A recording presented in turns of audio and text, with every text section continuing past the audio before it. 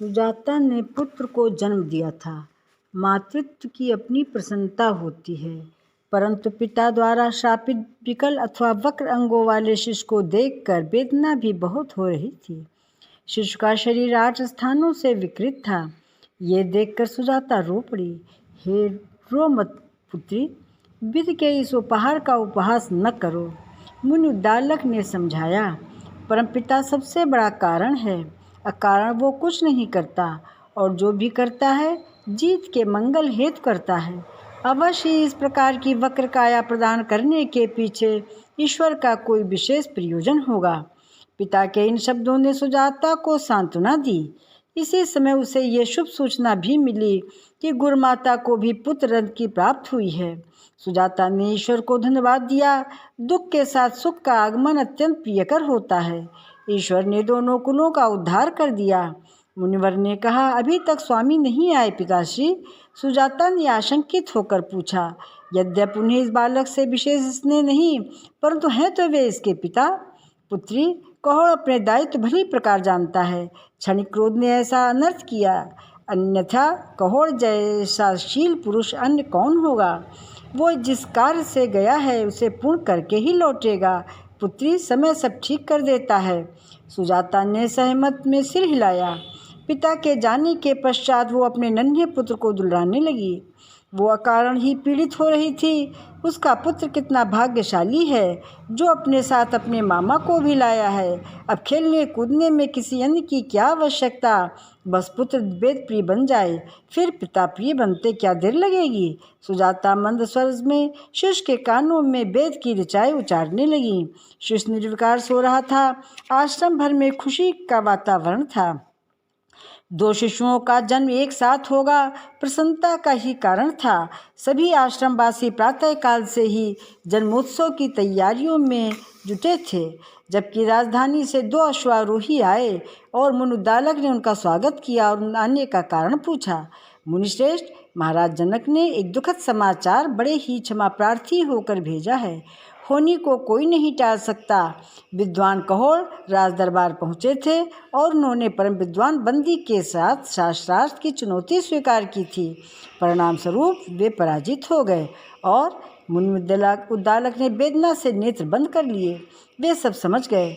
बंदी के विषय में उन्होंने बहुत पहले ही सुन रखा था कि वो अपने ज्ञान के द्वारा कितने ही विद्वानों को जल समाधि दिलाकर प्रतिष्ठित हो रहा था, परंतु राजा जनक उसके इस कुटिल कर्म के सहमत थे। ये कभी ज्ञात न हो सका था। महाराज ने शिशु संस्कार व शोकाकुल परिवार हेतु आवश्यक धन भेजा है, इसे स्वीकार करें।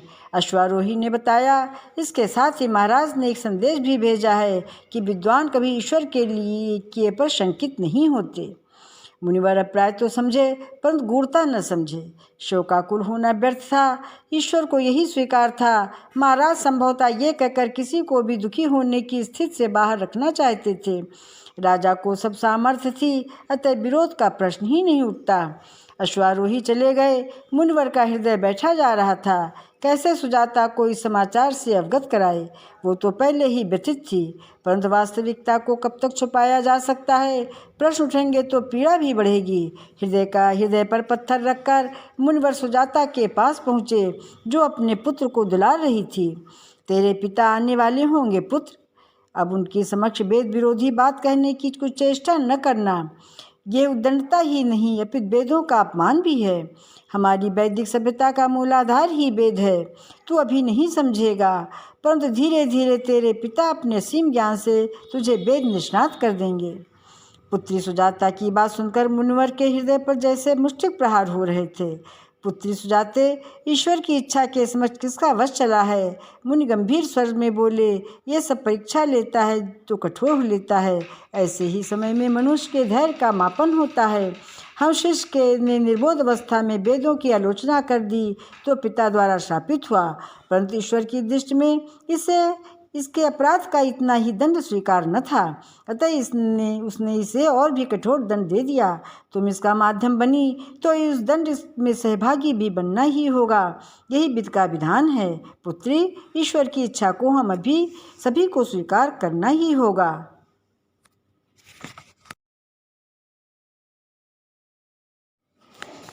पिताश्री, ये मानो जीवन ही संघर्ष का नाम है। सुजाता ने वेद वाक्य बोला, ईश्वर की इच्छा के विरुद्ध कौन जा सकता है? जो भी होता है वो प्रारब्ध द्वारा निश्चित होता है। अतः हर स्थिति को धैर्य से स्वीकार करने में ही सार्थकता है। कहोर ने धैर्य खोया, क्रोध किया और परिणाम सामने है। आज फिर उसने बिना विचारे एक और त्रुटि कर दी। पुत्री, मुनिवर ने कहा। उन्होंने क्या त्रुटि कर दी पिताश्री? वे तो राज दरबार गए हैं। राज दरबार जाकर उसने परम विद्वान बंदी से शास्त्रार्थ की चुनौती स्वीकार कर ली और पराजित हो गया। सुजाता के नेत्रों के समक्ष अंधकार छा गया। बंदी के विषय में उसने भी सुन रखा था, अतः शीघ्र ही परिणाम वो समझ गई थी। ऐसा दुर्भाग्य, निर्बोध अपराध कर ऐसा कठोर दंड। सुजाता के नेत्रों में अश्रुधारा बह उठी। मुझे अभागिन की ऐसी परीक्षा? पुत्री, सत्य को स्वीकार करो। विधाता को यही स्वीकार था। धैर्य की प्रतिमूर्ति बन जाओ, कारण सामने अवश्य आएगा और सब संताप मिट जाएंगे।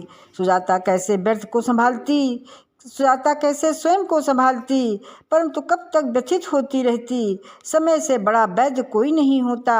अपने पुत्र के पालन लालन में वो अपनी पीड़ा को भूलती रही। सभी संस्कार संपन्न कराए, परंतु समय के साथ ये स्पष्ट होता गया कि उसका पुत्र अष्टावक्र वेदों में विश्वास नहीं करता। मुनिउद्दालक ने ही उसे अष्टावक्र नाम दिया था। उनके अपने पुत्र का नाम श्वेतकेत था। वेदों की शिक्षा के प्रति जहाँ श्वेतकेत की जिज्ञासा प्रबल थी, वहीं अष्टावक्र तो जैसे उदासीन था। वो हर समय शोचनीय मुद्रा में रहता था, जैसे कोई गंभीर चिंतन कर रहा हो। उसके ललाट पर तेज झलकने लगता था। पुत्री, इसके मस्तिष्क का तेज देखकर मैं चकित हूँ। महर्षियों जैसा तेज है, परंतु आश्चर्य है कि वेदाध्ययन में इसकी रुचि नहीं है। एक दिन मुनिउद्दालक ने कहा, ईश्वर ने इसे कुछ सुलझे तत्वों से गढ़ा है पिताश्री। इसके प्रश्न व उत्तरों की गूढ़ता मेरी समझ से परे है, पर इतना मैं अवश्य जानती हूँ कि इसके अंदर विशिष्ट प्रकार का ज्ञान पल्लवित हो रहा है। सुजाता ने गंभीर और गर्व भरे स्वर में कहा। धीरे धीरे 12 वर्ष व्यतीत हो गए।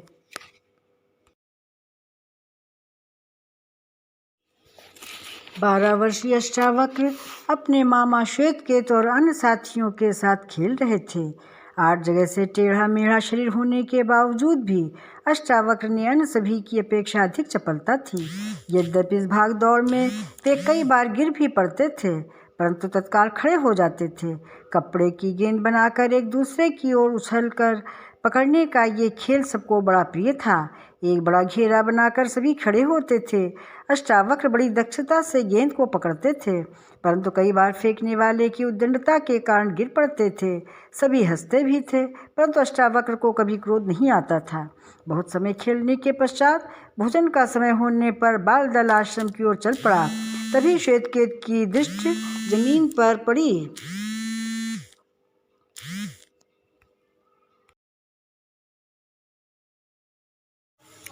नदी के चंचल में प्रायः घोंघे मिलते ही थे। छोटे नन्हे शंख के आकार के घोंघे एकत्र करना सभी बच्चों को प्रिय था। अष्टावक्र, इसके भीतर क्या होता है, आज तोड़ कर देखते हैं। श्वेतकेत ने कौतूहलता से कहा। पता तो चले कि इसमें क्या है। इसमें वही है जो हमारे और तुम्हारे भीतर है। संपूर्ण ब्रह्मांड है इसमें। अष्टावक्र ने उत्तर दिया। इसमें ही क्या, सृष्टि के हर कण में संपूर्ण ब्रह्मांड है। क्या व्यर्थ की बातें करते हो? कहाँ ये नन्हा शंख और कहाँ ब्रह्मांड? यही सत्य है। जो हम में है वही सब में है। सब हम में है, हम सब में हैं। वेद की कोई भी ऋचा इस प्रकार नहीं कहती।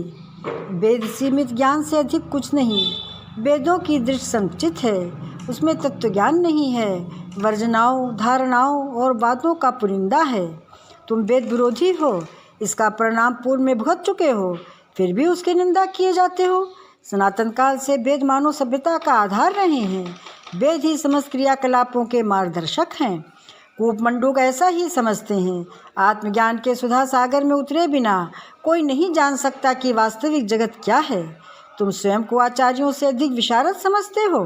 मूढ़ अनुज, आचार्यों का ज्ञान हस्तगत ज्ञान है। जो प्रथम आचार्य के पास था, अंतिम आचार्य के पास उससे रत्ती भर अधिक न होगा। फिर ये कैसा ज्ञान? ज्ञान की प्रकृति उत्तरोत्तर वृद्धिपूर्ण होती है। वेद तो आदि से अंत तक आज तक भी वहीं अटके पड़े हैं। वेदों के अतिरिक्त कुछ और है ही नहीं, तो बुद्धि वृद्धि कहाँ से होगी? अष्टावक्र, तुम्हें वेद निंदक होने का दंड मिल चुका है, इसमें अवश्य वृद्धि हो सकती है। मैं स्वयं दंड और स्वयं ही दंडपाल हूँ मूर्ख। जिस ईश्वर को तुम वेदों के श्लोकों में सिमटा बताते हो वो व्यापक है। ईश्वर मुझ में है और मैं ईश्वर में हूँ। मैं ही क्यों, तुम सभी यहाँ तक कि समस्त जीव जगत की यही स्थिति है। अंतर जड़ता का है। जो चैतन्य होकर आत्म से परिचित हुआ वो मुक्त हो गया मेरी भांति। जड़ को बोध नहीं होता। कस्तूरी मृग को देखा है, उस सुगंध की खोज में बौराया फिरता है जो स्वयं उसके ही कर्ण में से श्रावित हो रही है और उसे भान भी नहीं है। यही स्थिति वेद प्रियों की है। संसार को बाहर ढूंढते हैं जबकि वो घट में है। तुम्हारा ये कुतर्की ज्ञान हमारे कानों को दूषित करता है। श्वेतकेत ने तनिक क्रोध से कहा, तुमसे तो बात करना भी पाप की श्रेणी में है। श्वेतकेत दौड़कर आगे निकल गया तो अन्य बालकों ने भी उसका अनुसरण किया। अष्टावक्र उतनी तेज नहीं दौड़ सकते थे और न उन्हें दौड़ने की आवश्यकता थी। वे अपनी सामान्य गति से चलते रहे। जब वे आश्रम में पहुँचे तो देखा कि श्वेतकेत अपने पिता मुनुद्दालक को गोद में बैठाकर कुछ कह रहे थे। अवश्य उसकी निंदा कर रहे होंगे। वे मुस्कुराते हुए मुनिवर के समीप पहुँचे और उनकी गोद में बैठने लगे। ये मेरे पिता हैं, श्वेतकेत ने शुद्ध क्रुद्ध स्वर में बोला। इनकी गोद में बैठने का अधिकार सिर्फ मुझको है, हटो यहाँ से। ये मेरे भी पिता हैं, अष्टावक्र ने कहा। नहीं, ये तुम्हारे माता के पिता हैं, तुम्हारे पिता तो है ही नहीं। श्वेतकेत ऐसा नहीं कहते, मुनिवर ने कहा। सत्य कहने में कभी डरना नहीं चाहिए पिताश्री, ये आपने ही मुझे सिखाया है। मैंने कोई झूठ तो बोला नहीं। इसके पिता कहाँ हैं? अष्टावक्र को ये प्रश्न अंदर तक व्याकुल कर गया और वो वहाँ से उठकर अपनी कुटिया की ओर चल दिए। धीर, गंभीर और विचलित सुजाता ने अपने पुत्र को विचलित देखा तो शंकित हो उठी। क्या हुआ पुत्र, क्या किसी ने उपहास किया? उपहास का मुझ पर किंचित प्रभाव नहीं पड़ता माते, अष्टावक्र ने कहा।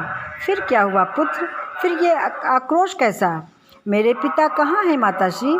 अष्टावक्र ने सहसा प्रश्न हस्तांतरित किया। पिता पिता, सुजाता हड़बड़ा गई। जानती थी कि एक दिन ये प्रश्न सामने आएगा।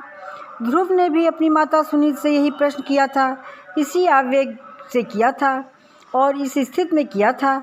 दूर सामने मुनुद्दालक की गोद में बैठे श्वेतकेत को देखकर वो समझ गई कि क्या हुआ होगा, परंतु उत्तर देने के पश्चात क्या प्रतिक्रिया होगी अष्टावक्र की ये उससे आशंकित कर रहा था।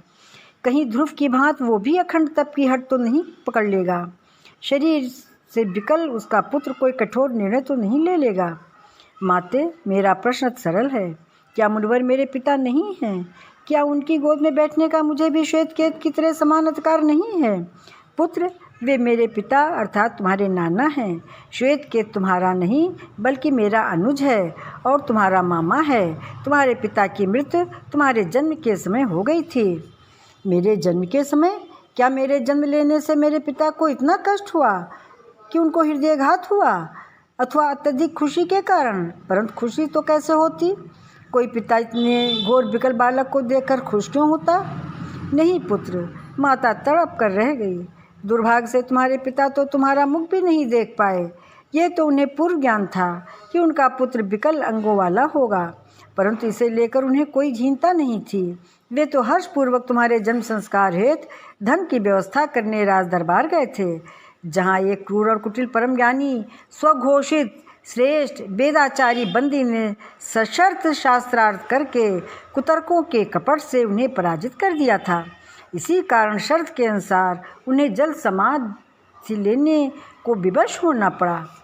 ये कैसा शास्त्रार्थ था जिसकी शर्त में पराजित होने वाले के प्राण ले लिए जाएं? ये अनर्थ किस अन्यायी राजा के दरबार में होता है?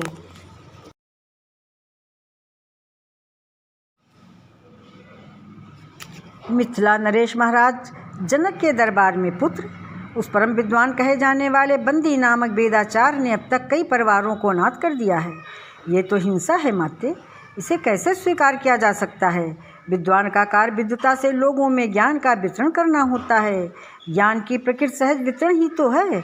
कोई किसी से कम ज्ञानी है तो इसका अर्थ कदाप नहीं है कि अल्पज्ञानी का जीवन ही छीन लिया जाए। सामर्थ्यवान को कोई दोष नहीं देता पुत्र। बंदी को राजा का पराश्रय प्राप्त है। तुम्हारे पिता वेद ज्ञान में अत्यंत निष्णात थे। सभी वेद पुराण उपनिषद उन्हें कंठस्थ थे, फिर भी उन्हें पराजित होना पड़ा। इसका कारण तो कपट और कुतर्क ही हुए ना? नहीं माते, मेरे पिता वेदों के परिवर्तनशील स्तंभों को पकड़े हुए थे और ये मानने को तैयार ही नहीं थे कि आत्मज्ञान से बढ़कर वेद ज्ञान नहीं हो सकता। मुझे प्रतीत होता है कि बंदी नाम का वो विद्वान आत्मिक ज्ञान विशारद है, क्योंकि न्यायप्रिय प्रजावत्सल राजा जनक की सभा में किसी अन्याय की आशा नहीं कर सकता। जिस राज्य में समय पर ऋतुओं का आगमन होता हो, चहुं ओर सुख शांति हो, शेर बकरी एक घाट पर पानी पीते हों, वहाँ का राजा अन्याय का पक्षधर नहीं हो सकता। ये कोई रहस्य है। मैं इस रहस्य को जानकर ही रहूँगा माते। मैं राज दरबार में जाऊँगा और उस विद्वान की विद्वता की परख करूँगा। यदि वो सच्चा आत्मज्ञानी है तो उसकी शरण लूँगा, और यदि कपटी है तो उसे वही दंड मिलेगा जो वो दूसरों को देता आया है। नहीं पुत्र, पिता का हृदय प्रकंपित हो गया। मैं तुम्हें वहाँ जाने की अनुमति नहीं दूँगी। अपने हृदय में प्रतिशोध का प्रश्रय मत दो। क्षमा ही विद्वानों को सस्ती है। 12 वर्ष पूर्व जो हुआ उसे पुनः मत दोहराओ। माते, इतनी व्याकुल क्यों होती हो? अपने पुत्र पर विश्वास रखो। मेरे हृदय में लेश मात्र भी क्रोध का प्रतिशोध नहीं है। ये तो मेरी जिज्ञासा है। मैं तो एक परम विद्वान की परख करना चाहता हूँ कि कहीं उसने किसी आवरण के द्वारा तो स्वयं को प्रतिष्ठित करके महाराज को भ्रमित नहीं कर रखा, किसी मांत्रिक क्रिया से तो उन्हें नहीं बांध रखा। यदि ऐसा है तो ये राज्य के भविष्य के लिए हानिकारक है, और इस राज्य की प्रजा होने के नाते मेरा ये कर्तव्य है कि मैं उस रहस्य को सबके सम्मुख लाऊं। परंतु तुम बहुत छोटे हो पुत्र, तुमने विद्वत शिक्षा में रुचि भी नहीं ली है। तुम्हारा ज्ञान तो अल्प है। बंदी जैसे महाज्ञानी के समक्ष तुम्हारा ज्ञान न्यून है। नहीं पुत्र, ऐसा संकल्प न साधो। मैं अपने पति की मृत्यु का दुख अभी तक भूल नहीं सकी। पुत्र वियोग की पीड़ा तो मुझे जीते जी मार देगी। माता ने विनती की, माते, तुम्हारे आशीर्वाद और मेरी आत्मशक्ति से मेरी रक्षा होगी। मेरा संकल्प साधारण है। मेरा ज्ञान आत्मज्ञान है, जो वेद ज्ञान की भांति सीमाओं में नहीं बंधा है। विद्वान बंदी को पराजय का प्रसाद मेरे द्वारा ही मिलेगा। अष्टावक्र के स्वर में दृढ़ता ने सुजाता को आश्वस्त किया।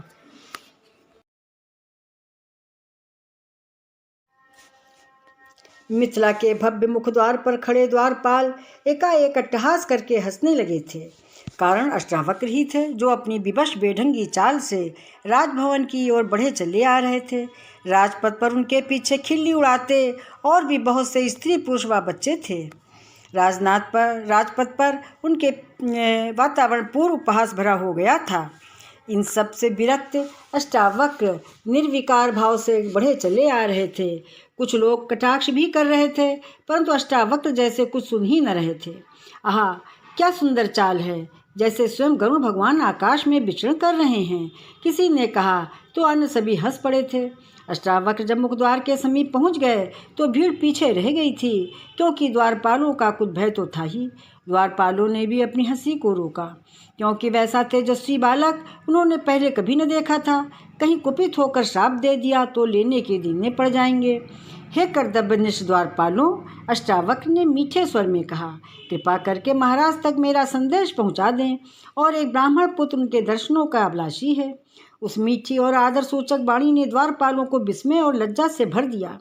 वो बालक निसंदेह विद्वान है और उन्होंने उसका उपहास किया, फिर भी उसके मस्तक पर क्रोध या विषाद के चिन्ह तक न आया। हे मुनिवर, राजधानी में आपका स्वागत है, पर क्षमा करें, आपकी आयु अभी राज दरबार में जाने योग्य नहीं है। वहाँ केवल वयस्क लोगों की समस्याएं सुनी जाती हैं। यदि आपकी कोई समस्या है तो आप महारानी से मिल सकते हैं। महारानी बड़ी ही बाल वत्सल और दयालु है। राजा के दरबार में वयस्क और बालक के लिए पृथक नियम, ऐसा क्यों? क्योंकि दरबार में विद्वज्जनों की सभा होती है, ज्ञान चर्चा होती रहती है, वहाँ ज्ञानी का स्वागत होता है। आप जैसे बालक वहाँ के ज्ञानमय वातावरण को अपनी छोटी मोटी समस्या से बाधित ही करेंगे। अतः आपको महारानी के पास ही जाना चाहिए, द्वारपाल ने विनम्रता से कहा। द्वारपाल, क्या कोई दिव्य दृष्टि प्राप्त है जो तुमने निर्णय भी कर लिया कि मैं ज्ञान के अभाव में ग्रस्त हूँ? ज्ञान का आयु से क्या संबंध? संसार में ऐसे शतायु जीव भी हैं जो पूर्ण रूप से ज्ञान रहित हैं। ज्ञान तो एक गांठ के भीतर होता है और आयु की पहली दूसरी वर्षगांठ पर भी खुल सकती है। और न खोले तो 1000 वर्ष की आयु तक व्यक्ति अज्ञानी रहता है। द्वारपाल एक दूसरे का मुंह देखने लगे।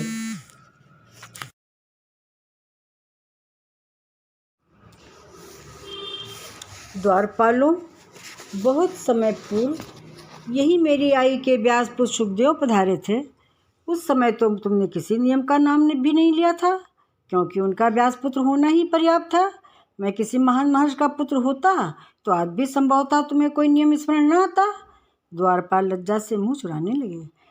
मेरा तुम्हें लज्जित करने का आशय नहीं है मित्रों, मैं तुम्हें तुम्हारे कर्तव्य का स्मरण कराना चाहता हूँ। तुम मेरा संदेश महाराज तक पहुँचा दो, फिर जैसा उनका आदेश हो वैसा व्यवहार करना। अष्टावक्र ने कहा, आपने हमारे ज्ञान चक्षु खोल दिए मुनि कुमारों, आप हमारे साथ चलिए। यदि आज महाराज विलग व्यवहार करते हैं तो हम भी ये रास्ता छोड़कर संन्यास ले लेंगे। जीवन में एक ही कृत्य के लिए पृथक व्यवहार स्वयं से छल है। किसी भी व्यवस्था में यदि निम्न स्तर का कर्तव्य बोध जागृत हो जाता है तो समूची व्यवस्था में आमूल-चूल परिवर्तन होते देर नहीं लगती। द्वारपाल अष्टावक्र को सम्मान सहित दरबार में लेकर गए। वे जैसे ही दरबार में प्रविष्ट हुए, सभी की दृष्टि उनकी ओर उड़ गई और अनायास ही सभा में अट्टहासों का दौर आरंभ हो गया। केवल महाराज जनक और बंदी ही ऐसे थे जो गंभीर मुद्रा बनाए बैठे थे। अष्टावक्र ने ठाकों पर ध्यान न देते हुए महाराज जनक को प्रणाम किया और बंदी को भी। ये बात महाराज की पारखी दृष्टि से छुपी न रह सकी और उनकी आंखों में आश्चर्य उतर आया। बंदी ने नेत्रों के संकेत से ही उन्हें आश्वस्त किया। विप्र कुमार, जनक की सभा में आपका स्वागत है। महाराज ने सिंहासन छोड़ दिया। महाराज, अष्टावक्र ने शांत स्वर में कहा, मैंने सुना था कि मिथिला नरेश के राज दरबार में एक से बढ़कर एक विद्वान रहते हैं। अपनी ज्ञान पिपासा शांत करने के लिए मैं यहाँ आया था, परंतु प्रतीत होता है कि यहाँ गहन ज्ञान चर्चा की बात ही मिथ्या प्रचार है। यहाँ मुझे कोई विद्वान ही नहीं दिखाई दे रहा है। ये क्या कह रहे हैं मुनि कुमार? राजा जनक आश्चर्य से बोले। वास्तव में ही इस सभा में एक से बढ़कर एक उत्कट विद्वान हैं, जिन्होंने वेद शास्त्रों को कंठस्थ किया है। वेदों की मीमांसा में निपुण और ज्ञान की अंतिम सीमा पर पहुँचे अपराजेय ज्ञान शिरोमणि विद्वान बंदी के सानिध्य में यहाँ प्रक्षण ज्ञान चर्चा की पावन बैतरणी बहती है, और आप कहते हैं कि आप इन धर्म पारखियों को विद्वान कह रहे हैं। अष्टावक्र ने विद्वानों की ओर कनिष्ठा उठाई, जो बाह्य जगत और आंतरिक जगत में भेद नहीं जानते, जिन्हें सूक्ष्म से अधिक स्थूल दिखता है और जो चमड़ी से व्यक्तित्व का आकलन करते हैं, उन्हें विद्वान कैसे कहा जा सकता है? यदि इन्हें एक सुंदर दिखने वाला परंतु भीतर से कीट युक्त फल खाने को दिया जाए तो मुझे नहीं लगता है कि इनमें से कोई ये विचार भी करे कि बाहर से सुंदर दिखने वाले फल के अंदर कीट भी हो सकते हैं, क्योंकि इन्हें तो मात्र चर्म का ही ज्ञान है, मर्म का नहीं।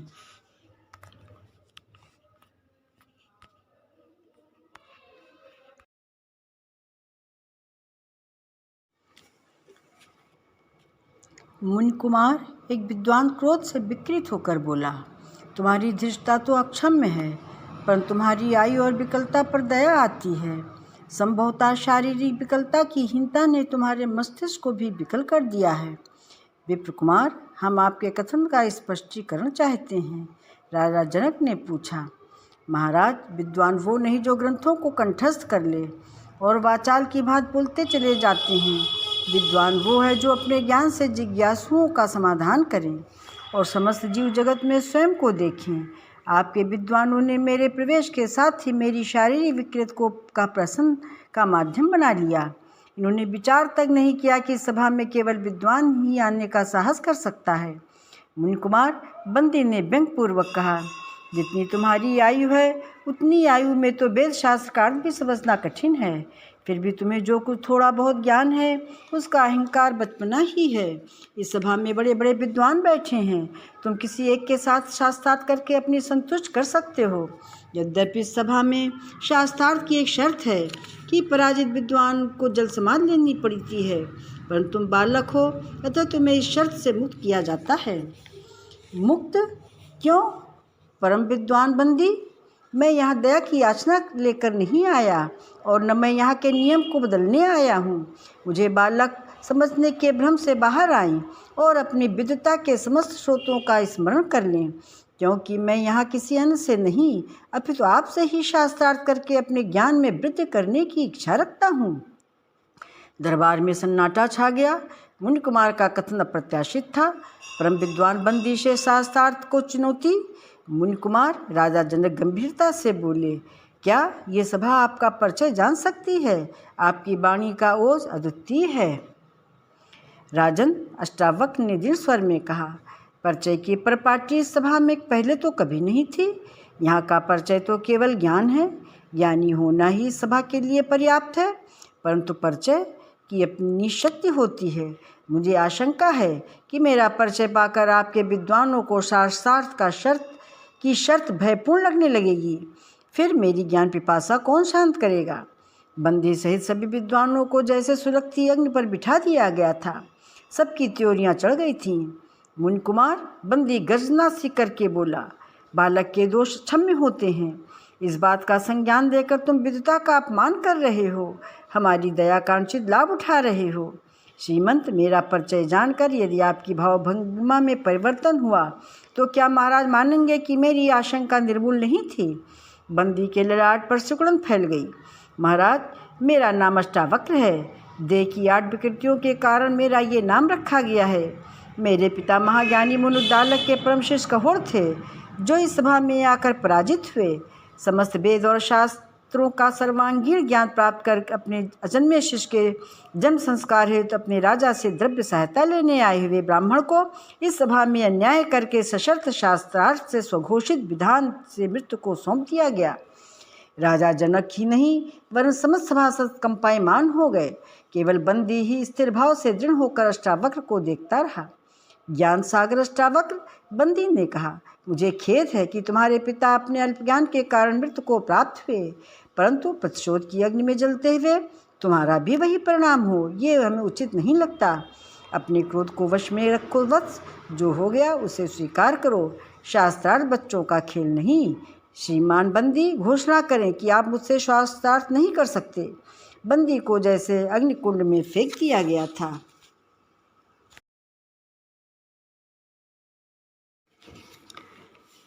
महाराज, बंदी रोषपूर्वक बोले, स्त्री, वृद्ध और बालक मेरी दृष्टि में अपराधी होकर भी क्षम्य हैं, क्योंकि इनका बुद्धि स्तर न्यून होता है। ये बालक प्रतिशोध के वशीभूत इस जगत प्रसिद्ध विद्वत सभा को चुनौती दे रहा है। मुझे इस बालक के पालकों की बुद्धि पर दया आती है, जिन्होंने इसे प्रतिशोध के मार्ग पर डाल दिया है। मेरा परामर्श है कि आप राजा के अधिकारों का प्रयोग करके इस वाचाल बालक के प्राणों की रक्षा करें, अन्यथा ये सुप्रसिद्ध विद्वत सभा कलंकित हो जाएगी। जिस प्रकार नेत्रहीनों की सभा में एक नेत्री प्रमुख होता है, ठीक उसी प्रकार आपका व्यवहार है महान बंदी। अष्टावक्र ने हंसकर कहा, आप अपने क्रोध को संभाल नहीं पा रहे हैं और स्वयं को विद्वान कहते हैं। आपने अभी मेरी विद्वता का शतांश भी नहीं देखा और मेरे परिवार को बुद्धिहीन कह दिया। आश्चर्य है कि मिथिला नरेश आपको शास्त्रार्थ की आज्ञा क्यों नहीं दे रहे हैं। ज्ञान विशारद अष्टावक्र, महाराज जनक गंभीर स्वर में बोले, मेरा और मेरे पूर्वजों का जीवन ज्ञान पिपासा में व्यतीत हुआ है। स्वयं इंद्र भी वो वैभव और राज सुख नहीं पाते होंगे जो हमें मिला है, परंतु कभी चित्त शांत नहीं रहा। इस सभा में शास्त्रार्थ इसी प्रयोजन से होता रहा है। परम विद्वान बंदी ने संभवतः सत्य कहा है, किंतु तुम बालपन के उद्दंड व्यवहार के कारण प्रतिशोध की अग्नि में तृप्त हो। तुम इस सभा का अपमान कर रहे हो, अतः राजा होने के नाते हम इस सभा के सम्मान की रक्षा हेतु शास्त्रार्थ की आज्ञा देते हैं। तत्काल बंदी सतर्क हो गया। अष्टावक्र की दृढ़ता और भावभंगिमा ने ये तो स्पष्ट कर दिया था कि उस बालक समझने की भूल करना ज्ञानता थी। ज्ञान रिक्त तो वो प्रतिशोध के क्षेत्र में नहीं उतरा होगा, अतिरिक्त ज्ञान शक्ति का प्रयोग करना होगा। अष्टावक्र निर्भय होकर बंदी के सामने बैठ गए। सभासद ऐसे मौन थे कि सभा में सुई गिरने की आवाज़ भी स्पष्ट सुनाई दे। परम विद्वान बंदी, आप प्रश्न आरंभ करें। राजा ने कहा, विद्वान अष्टावक्र, आप प्रश्नों का उत्तर देकर सभा की ज्ञान वृद्धि करें। क्षमा करें महाराज, अष्टावक्र ने हस्तक्षेप किया। इस सभा में सदैव विद्वान बंदी को प्रश्न करते और विजित होते देखा गया है। विद्वान केवल प्रश्न ही नहीं करते, उन्हें उत्तर देना भी आना चाहिए। आज प्रश्न मैं करूंगा। हाँ, यदि इन्हें भी कोई प्रश्न करना है तो उसका उत्तर मैं दूंगा। बंदी विचलित हो उठा। प्रश्न पर प्रश्न करके प्रतिद्वंदी को असहज कर देना उनकी सफल नीति थी, परंतु आज प्रश्नकर्ता से सामना था, अतः अतिरिक्त बुद्धि लगाने की आवश्यकता थी। यदि आप जीव हैं और एक कीट भी हैं, तो जीव हैं तो दोनों में अंतर क्यों? पहले प्रश्न ने ही राजा जनक को रोमांचित कर दिया और बंदी को सोचने पर विवश। प्रश्न साधारण था, पर उत्तर साधारण नहीं दिया जा सकता था। मनुष्य यौन बड़े पूर्ण प्रभाव से प्राप्त होती है, कीट यौन दंड स्वरूप है। ईश्वर स्वयं को दंडित क्यों करेगा? अष्टावक्र का प्रश्न हुआ। कीट और ईश्वर की तुलना कैसे? बंदी ने प्रश्न करना ही उचित समझा। तुलना कौन कर सकता है श्रीमान? आत्मा की आत्मा से तुलना कैसे हो सकती है? ईश्वर का आत्मरूप ही तो विविध रूपों में विद्यमान है। कीट हो या मनुष्य, आत्मा के ही स्वरूप हैं। वेद कहते हैं कि आत्मा को उसके प्रारब्ध कर्मों से ही यौन मिलती है। आत्मा तो अजन्मी है। महाज्ञानी आत्मा कर्मयुक्त होती है। वेद असत्य नहीं कहते। तो ये भ्रामक बात आप जैसे ज्ञानियों ने प्रचारित की है। बंदी का धैर्य छूट रहा था। एक बालक उसे उलझाए जा रहा था, वेदों की आलोचना कर रहा था। क्रोधित बंदी ने प्रश्नों की झड़ी लगा दी। अष्टावक्र बड़ी शान से उत्तर देते रहे। बंदी यद्यपि अवसर नहीं दे रहा था कि अष्टावक्र प्रश्न कर सकें, परंतु वे तो उत्तर में ही प्रश्न समाहित कर रहे थे। बंदी क्रोध में ही ये भूल गया कि उसने बहुत से प्रश्नों का उत्तर नहीं दिया है।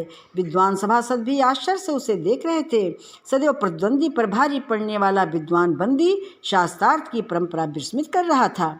महाज्ञानी बंदी, महाराज जनक ने हस्तक्षेप किया। आप नियमों की सीमा तोड़ चुके हैं। बंदी ने हड़बड़ाकर महाराज की ओर देखा। उसे अपनी भूल का आभास हुआ। प्रतिद्वंदी शांत चित्त और प्रसन्न मुद्रा में बैठा था। निश्चय किया कि क्रोध नहीं करना, परंतु जब अंतर में क्रोध के बीज थे तो उगने ही थे। शास्त्रार्थ चलता रहा और समापन तब हुआ जब अष्टावक्र के कई प्रश्न अनुत्तरित रह गए और बंदी मौन हो गया। यह पराजय स्वीकार करने का भाव था। उसका सिर झुक गया था। सबसे पहले मंत्रमुग्ध जनक महाराजा जनक ने अष्टावक्र की प्रशंसा में करतल ध्वनि की, तो जैसे सभासदों की तंद्रा भंग हुई। सभी ने राजा का अनुसरण किया और दरबार करतल ध्वनि से गूंज उठा।